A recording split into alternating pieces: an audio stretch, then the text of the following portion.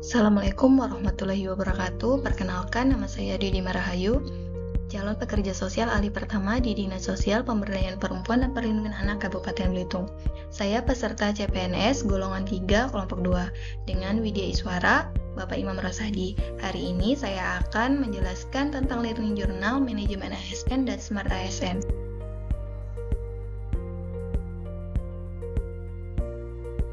Metode yang kami terima saat pembelajaran Agenda 3 yaitu metode pembelajaran sinkronus dan asinkronus. Metode pembelajaran sinkronus yang kami dapatkan yaitu pembelajaran yang berlangsung pada waktu yang sama antara fasilitator dan peserta latihan, bisa secara tatap muka langsung atau online real time seperti kelas online Zoom. Pembelajaran dimulai dari perkenalan Widya Iswara dan peserta latsar, kemudian dilanjutkan dengan pemaparan materi manajemen ASN dan Smart ASN yang diselingi tanya jawab dan diskusi, kemudian diakhiri dengan pemberian tugas individu dan kelompok.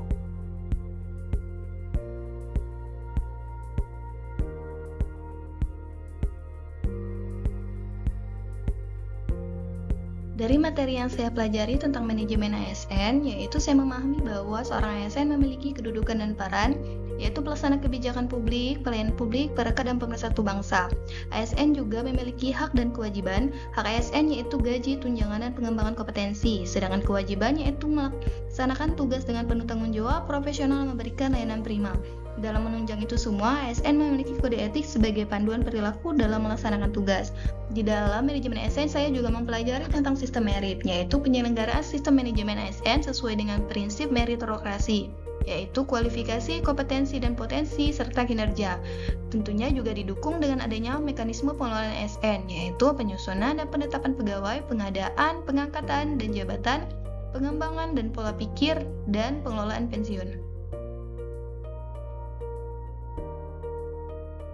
Materi kedua yang saya pelajari yaitu tentang Smart ASN, yaitu visi pembangunan SDM aparatur untuk menghadapi tantangan global, transformasi digital, dan era birokrasi modern.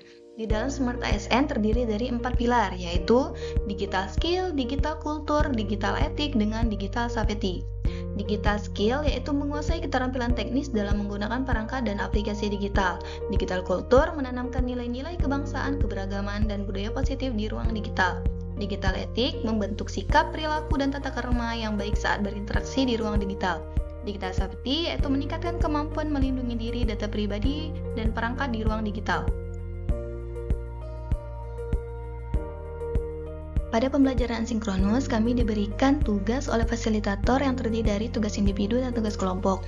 Tugas individu yang pertama, kami membuat learning journal tentang penguatan budaya kerja dan citra institusi disesuaikan dengan institusi masing-masing.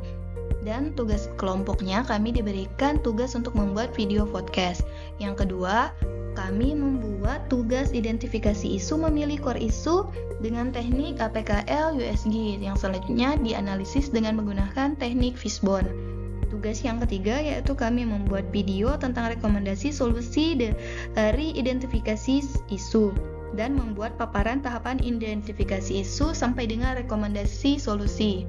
Selanjutnya kami ada membuat tugas kelompok, membuat e-poster tentang membuang sampah pada tempatnya atau sampah di tempat Anda.